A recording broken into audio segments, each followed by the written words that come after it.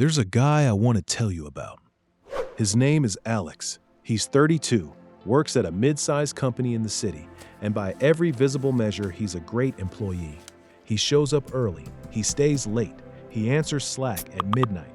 He has never, not once, in 4 years at this company, said no to his boss. Not when his boss asked him to take on a second project while the first one was on fire. Not when he got pulled into a Friday call during his sister's birthday dinner. Not even the time his boss asked him to quickly reformat 400 spreadsheets on Christmas Eve while Alex was sitting in an urgent care waiting room. He said yes. He always says yes. If saying yes were a skill on LinkedIn, Alex's profile would just be one word: available, and his boss would be the first to endorse it. Stay with me, because what his boss said 30 seconds after Alex left the room will change how you think about every yes you've ever said. And if you ask him why Alex keeps doing it, he'll give you the same answer every time. I just don't want to seem like I'm not a team player. What if they think I'm lazy? What if I miss out on the next big opportunity? He's not wrong to think that. That fear is completely rational. In most workplaces, the people who say yes get called reliable, committed, a team player. That's what Alex believes. That's what most of us were taught to believe. So when his boss slides another folder across the desk one Tuesday morning and says, "I know you're slammed, but the Henderson account just lost its lead and nobody else has the bandwidth," Alex picks up the folder, adjusts his grip because it's heavier than expected, and says, "Absolutely, no problem at all." His boss says, "Legend," without looking up from his phone. Alex walks back to his desk. He plugs in his second laptop charger. He runs out of outlets. He looks around for another one. He doesn't find one. You don't burn out all at once. It happens plate by plate, Tuesday by Tuesday, until one day you look up and realize you've been saying yes to someone else's priorities so long, you can't remember what yours were. How many things are on your plate right now? Drop a number in the comments, just a number. I'll go first. At one point, mine was 7. We put a mic on his boss. 30 seconds after Alex walks out of that office, 30 seconds, his boss picks up his phone and calls HR. And what comes out of his mouth is not what Alex would expect.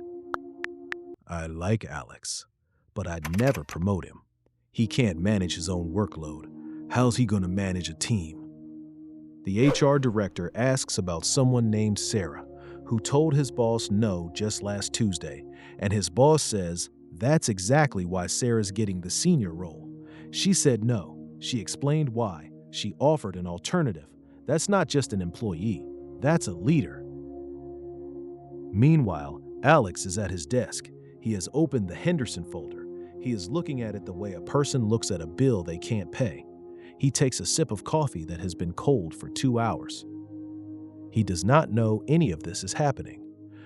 He's not hated. He's not in trouble. He's just completely invisible to the person he's been trying to impress for 4 years. Later that same day in the break room, his boss is getting an espresso. He says, "I don't give things to Alex because he's the best person for the job. I give things to Alex because I know he'll say yes. There's a big difference. The people I promote know what they can take on and what they can't, who come to me with real information, not just compliance. Honestly, I respect Alex less every time he does it, and I hate that about myself." Here's what makes this hard to hear. His boss is not a villain. He just learned over time that when someone keeps saying yes, you stop asking yourself whether you should be asking. Alex trained him to do this. And then there's Sarah. I'll be honest, when I first heard about Sarah, I kind of hated her. She sounds like the person who just always had it together, like she never once stayed up at 2 a.m. wondering if her boss was annoyed at her. But that's not her. 3 months ago, Sarah said yes to everything. Same 11 p.m. Slack messages, same cold coffee, same folder on the desk, same "hey, I know you're slammed, but" energy. The difference is that 3 months ago, Someone told her something she couldn't stop thinking about. Every time you say yes when you mean no, you're not protecting the relationship. You're lying to your boss about what's actually possible, and at some point, reality is going to correct that lie for you, just at the worst possible time. So she tried it. First time, her hands were freezing. She said something like, "I can't give this the attention it needs right now. Can we talk about what to move?" Her boss paused a beat too long and said, "Okay," in a way that didn't sound like okay. She went home that night convinced she'd made a mistake. She almost sent a follow-up email saying she'd handle it after all.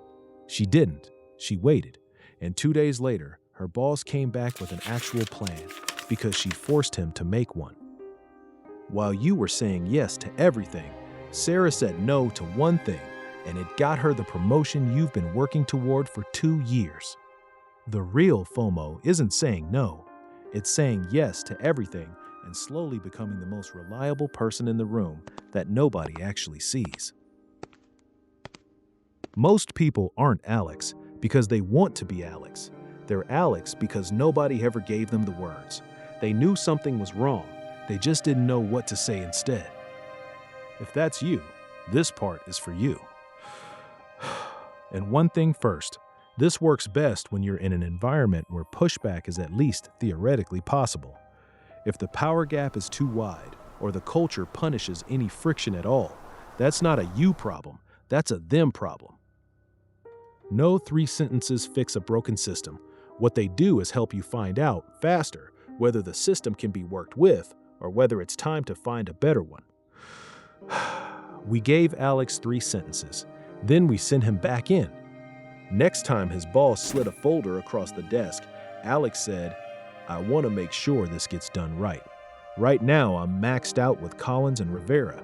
If I take Henderson on top of that, all 3 are going to be at 60%. Which one do you want me to drop?" Silence. His boss actually put the folder down, looked up. "That's a good question. Let me get back to you on that." His boss did get back to him 2 days later, not immediately. The first thing he said was, "I need you to take Henderson. I'll move the Rivera deadline." Not a revelation, just a negotiation. A real one, the kind Alex had never been in before because he'd always skipped straight to yes. Alex walked out. His heart was doing something weird. Nothing bad happened. For the first time in 4 years, he felt like someone who had just made a choice. Not the guy who's always in the room and somehow never in the conversation. Someone who had actually shown up. If you want to try it, here's roughly what it sounds like. The first sentence is just alignment. You're telling your boss you want the same thing they want, for this to get done right. You're not on opposite sides of the table. The second sentence is the picture they don't have. Most managers aren't tracking everything on your plate, so when you lay it out, you're not complaining. You're handing them information they actually need. The third sentence hands the decision back to where it belongs. Which one do you want me to drop? One question, and suddenly the trade-off is real before it blows up on everyone. 3 sentences, 1 breath. Later in the break room, his boss talks to the camera one last time. When the moment Alex pushed back properly, something shifted. He's thinking about the work, not just managing my mood. That's the person I want running things. I wish he'd done it 2 years ago. 6 weeks later, Alex got the promotion. His boss immediately asked him to take on 4 new accounts. Alex said, "I'll get back to you on that." His hands weren't freezing this time. Almost, but not quite. That's what changing actually looks like. Not fearless, just a little less afraid than the last time. Maybe it won't be 6 weeks for you. Maybe it'll be 6 months. Maybe the promotion never comes from this job. Maybe what changes first is something quieter. The way you show up to a conversation. The way you stop apologizing before you've even said anything. Every time you said yes when you meant no, your boss learned something about you. Not that you were hardworking, that you were available. There's a difference, and now you know it. And one more thing, because not everyone watching this is trying to get promoted. Some of you need to say no for completely different reasons. Your health, your family, because you want to actually eat dinner before 9 p.m. The logic still holds. The trade-off is still real. The words still work. The only thing that changes is what you're protecting. Think about the last thing you said yes to when you knew, in the first 2 seconds, you didn't have the bandwidth. You said yes anyway. Maybe you're still dealing with it. If you want, drop it in the comments. Just finish the sentence. I said yes to unsurprisingly when I should have asked, which one do you want me to drop? Whatever you write, someone else in the comments has lived the exact same version of it. If you want to go deeper, the next video is 6 actual scenarios, last-minute projects, weekend asks, the promotion conversation that keeps getting pushed, what to say in each one. It's right here. See you in there.